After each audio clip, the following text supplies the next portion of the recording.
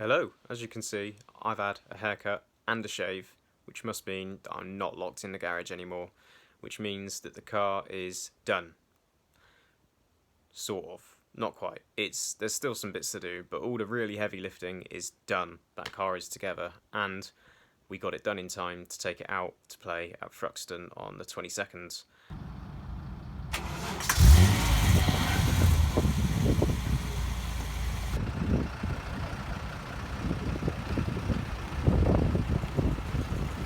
Got to the circuit very late. Was still working on the car at 3 o'clock in the morning, which is obviously great preparation. Only got to the circuit about 3 o'clock, enough time just to get the car out and make sure nothing fell off, and then start leaning on it a little bit. I did get some footage because it was the first time the car went out. I knew I had to get some footage, so I threw the camera in, didn't really pay any attention. We were so short on time, so the footage is terrible. You can't see anything, but here's a couple of fast laps from our last session at Thruxton. This was about as good as the running got, believe it or not. It was a very, very short day.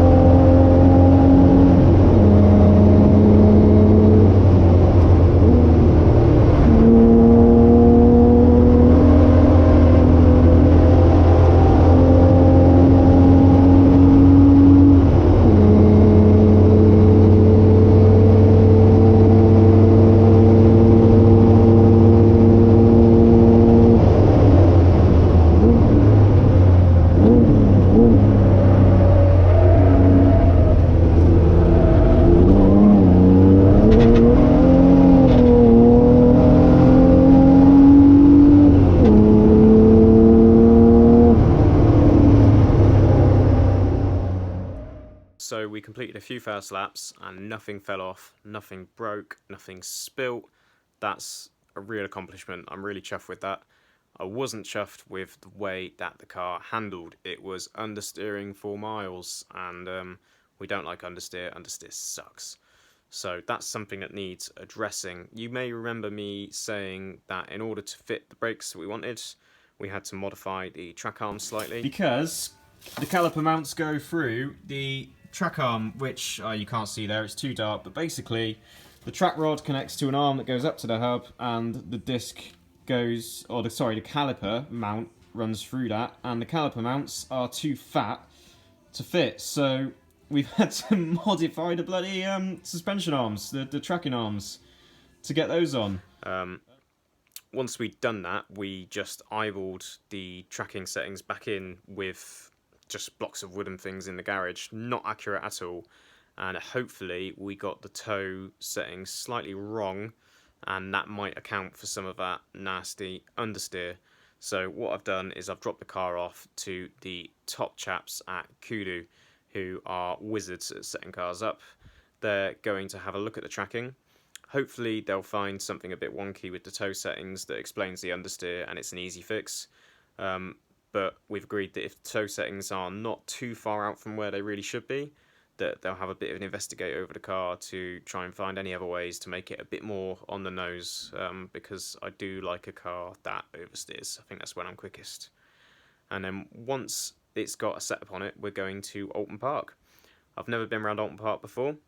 It's going to be my first time. Not ideal. Really, I'd like to go there in a car that I know so I can learn my way around, and likewise, driving a car with a setup that I've never driven before, I prefer to be on a track that I know my way around to get on top of. But beggars can't be choosers, and that's on Tuesday. We're going up to Alton Park, and hopefully we'll have a car that handles a bit more nicely. We can learn a bit more about it, get some good running in, and should be getting a full day's running in at Alton, which means I can have a bit more attention to detail over the footage I get, and I should be able to get some proper quality stuff. And yeah, hopefully that'll be coming soon. You'll be able to see this car doing its thing at full tilt at Alton Park. That's the next step, and fingers crossed the car's going to handle a bit more nicely, and if it does, then that's it complete. There's nothing else to do. If this car handles right, then it's golden, and it's ready for the year ahead. How exciting.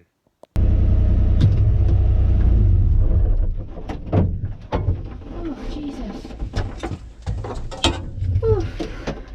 That was very, very swingy. Very swingy. It's because I couldn't get the bloody thing to turn in. You okay? Whew. That was intense. I was really struggling. Well, did you enjoy it? Yeah. Yeah? Yeah. What do you reckon?